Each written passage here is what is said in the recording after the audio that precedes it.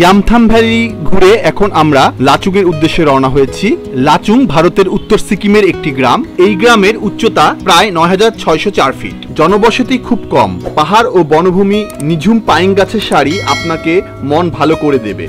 সারাটা রাস্তায় আপনাকে সঙ্গ দেবে লাচুং এবং লাচেন নদী।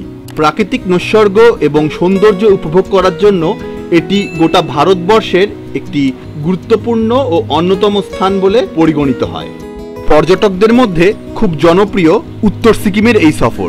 ডিসেম্বর থেকে ফেব্রুয়ারি পর্যন্ত অত্যাধিক বরফের জন্য, আবার বর্ষাকালটা জুলাই আগস্ট, রাস্তা প্রায় ভেঙে যাওয়ার কারণে এই সফর কিছুটা অনিশ্চিত হলেও বছরের বাকি সময় দিব্যি উপভোগ করা যায় এই সফর।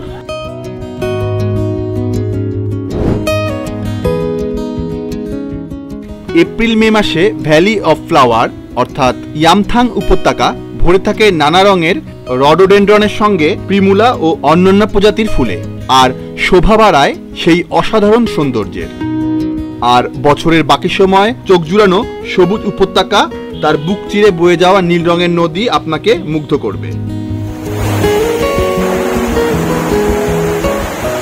আর তুষার মুকুট মাথায় পড়া পাহাড় শ্রেণী আপনাকে দারুণভাবে আকর্ষণ করবে।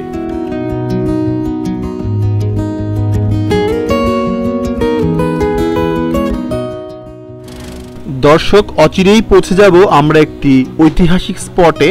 যে স্পটটা সম্পর্কে আপনাদেরকে আমরা বিস্তারিত ব্যাখ্যা করব স্পটে গিয়েই। আমাদের সাথেই থাকুন।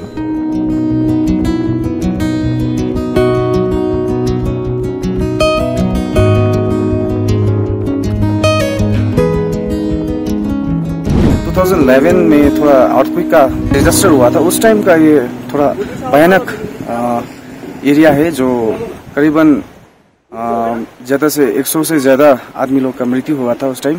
और बाद में इसको थोड़ा कैजुअलिटी भी आया था, जैसे ट्रांसपोर्टेशन में डिफेंस लोग को।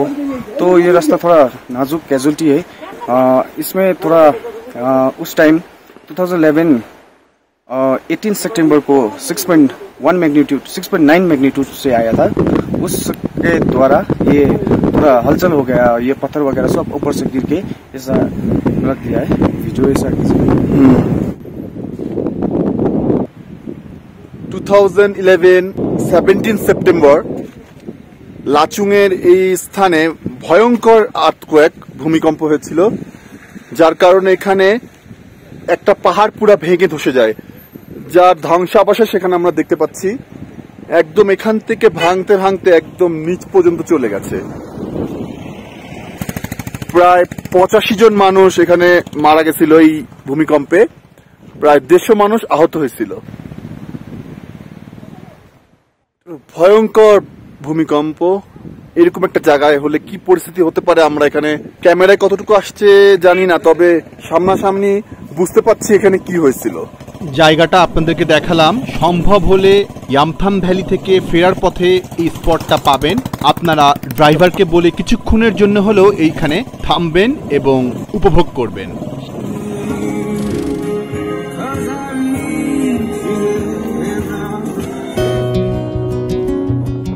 আর কোনো কথা না, এখন প্রাকৃতিক সৌন্দর্য উপভোগ করতে থাকুন। আমরা এখন হোটেলের উদ্দেশ্যে রওনা হয়েছি।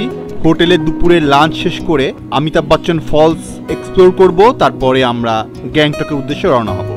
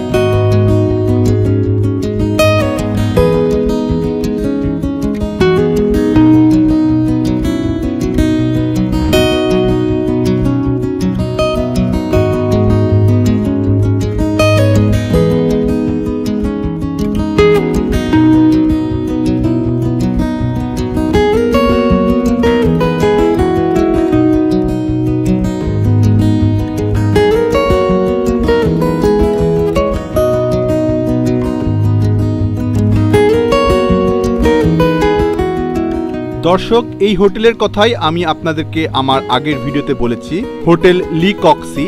যারা আগের পর্ব দেখেননি, উপরের আই বাটনে ক্লিক করুন এবং আগের ভিডিওতে দেখে নিন। লাচুং এর এই হোটেল সম্পর্কে যাবতীয় তথ্য এই ভিডিওতে পেয়ে যাবেন।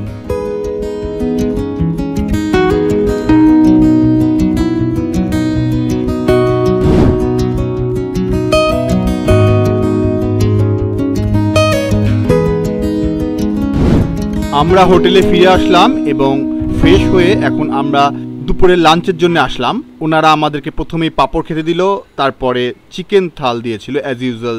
চিকেন থালে যে আইটেমগুলো থাকে, ভেজিটেবল, চিকেন কারি, আলু ভাজি, ডাল, এইসব আর কি। দুপুরে লাঞ্চ শেষ করে দ্রুত আমরা বের হয়ে পড়লাম অমিতাভ বচ্চন ফলস দেখার উদ্দেশ্যে।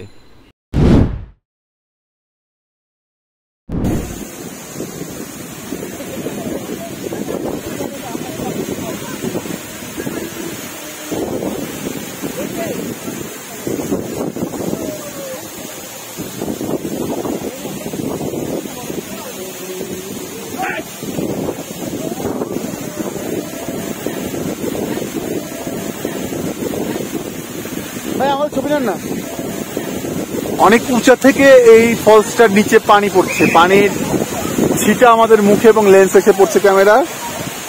আমার মনে হয় উঁচা লম্বা হওয়াতে এটার নাম বচ্চন ফলস। 2018-এ যখন এই বচ্চন ফলসের সামনে আসছিলাম, পানি এত ছিল না, খুব কম পানি ছিল আর শীত ছিল, যার কারণে আর সন্ধ্যা হয়ে গেছিল সময়। ভিউ আছে এখন, পরিষ্কার ভিউ পাওয়া যাচ্ছে, একদম ক্লিন ভিউ। অনেক উঁচা থেকে পানি পড়ছে, দেখেন এখানে অনেকেই ছবি তুলছে।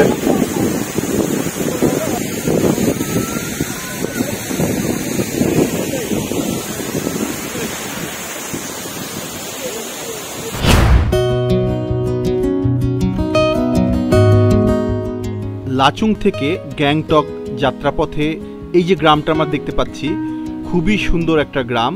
পাহাড়ের পাদদেশে বিস্তীর্ণ খোলা মাঠ, মাঝখানে যে বাড়িগুলা দেখতে পাচ্ছি এগুলা কিন্তু সবই কাঠের তৈরি, কারণ উইন্টারে এখানে প্রচুর স্নোফল হয়। এখানে যেহেতু জনবসতি অনেক কম, এই জন্যে অনেক গ্যাপ রেখে একটির পর একটি বাড়ি নির্মাণ করেছে। মাঝখানে এই বিস্তীর্ণ জায়গায় কিন্তু চাষ করা হয়। পেছনে ফেলে আসলাম আমরা অনেক গম ক্ষেত, যেখানে প্রচুর গম চাষ চলছে।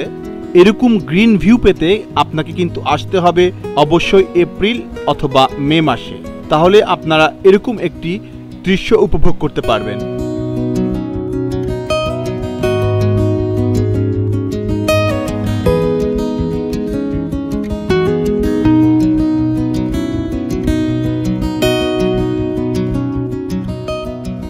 ভিউয়ার্স, সামনে যে স্পটটি পড়বে সেটা হচ্ছে রাংরাং ভিউ পয়েন্ট। অচিরেই আমরা সেখানে পৌঁছে যাব, কিন্তু যাবার আগে আপনারা এই যাত্রাপথের অপূর্ব সুন্দর ভিউ উপভোগ করুন। ভিডিওটি না টেনে পুরাটাই দেখুন।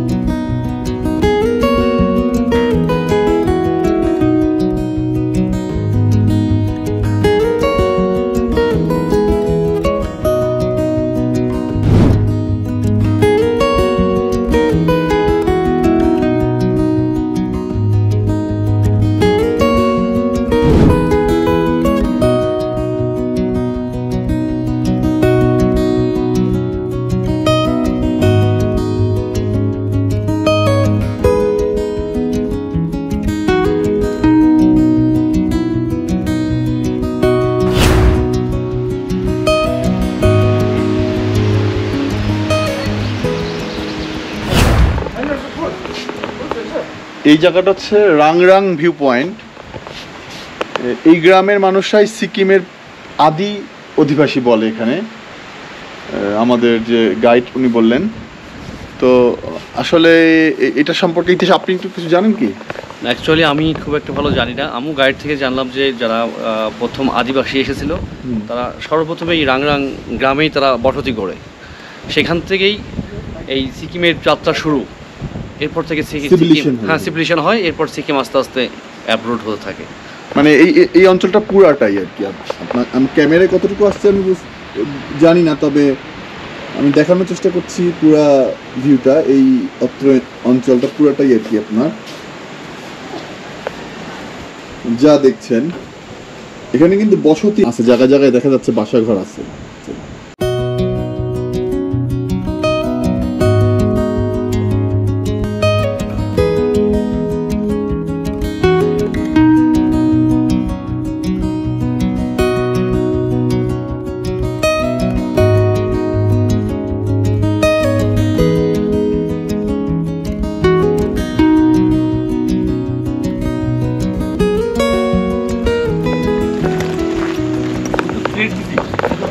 এখানে চায়ের দোকান আছে, আমরা চা খাবো। ডাবও আছে, কিন্তু ডাব এখন শেষ।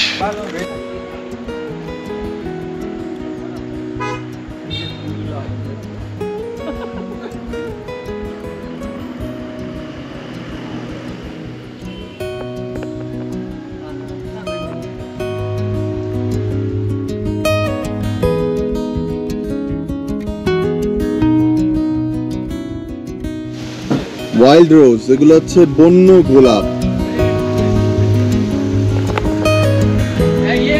জঙ্গলে এগুলো একা একাই হয়, খুব সুন্দর ফুল।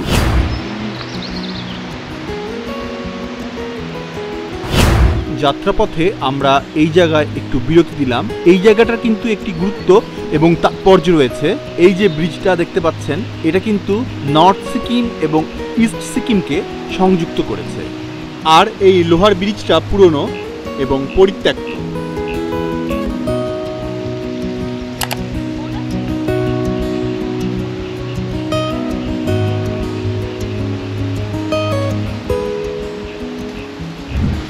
ভিউয়ার্স, আমাদের নর্থ সিকিম ট্যুর এখানেই শেষ। আগামী পর্ব দেখার আমন্ত্রণ জানিয়ে এখানেই শেষ করছি। আপনারা ভালো থাকবেন, সুস্থ থাকবেন।